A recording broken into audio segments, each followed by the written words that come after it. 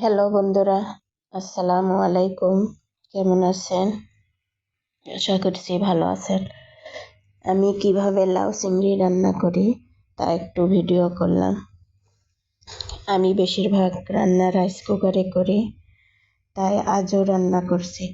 প্রথমে তেল দিয়ে তাতে পেঁয়াজ কুচি, কাঁচামরিচ দিয়ে একটু গরম হলে তাতে হলুদ দিয়ে চিংড়ি মাছগুলো দিয়ে দিলাম। এবার মাছগুলো কিছুক্ষণ ভেজে নিব। মাছগুলো একটু ভালোভাবে ভাজা হলে তাতে কেটে ধুয়ে রাখা লাউগুলো দিয়ে দিব। এভাবেই আমি লাউ চিংড়ি রান্না করি।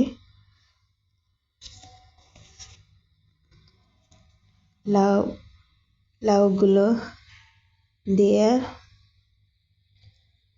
হালকা একটু পানি দিয়ে দেব, নইলে আবার রাইস কুকার বন্ধ হয়ে যাবে। হালকা পানির কারণে রাইস কুকার অন থাকবে। এরপর পরিমাণ মতো লবণ দিয়ে দিব। লবণ দিয়ে নেড়ে চেড়ে নিয়ে নিব।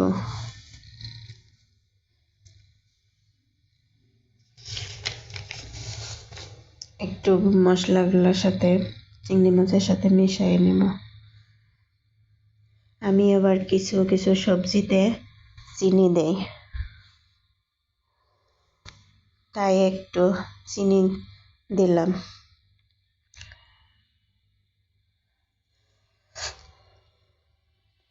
যাই হোক, চিনি দেওয়ার পর আর একটু ভালোভাবে সবজিগুলো মাখিয়ে নেব।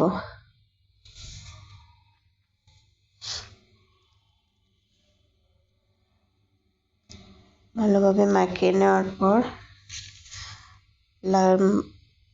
লাউটা যেহেতু চিংড়ি মাছ সহ সিদ্ধ হবে, একটু পানি দিলাম। আমি একটু আবার ঝোল রাখবো মাখা মাখা, এই জন্য একটু পানি দিলাম।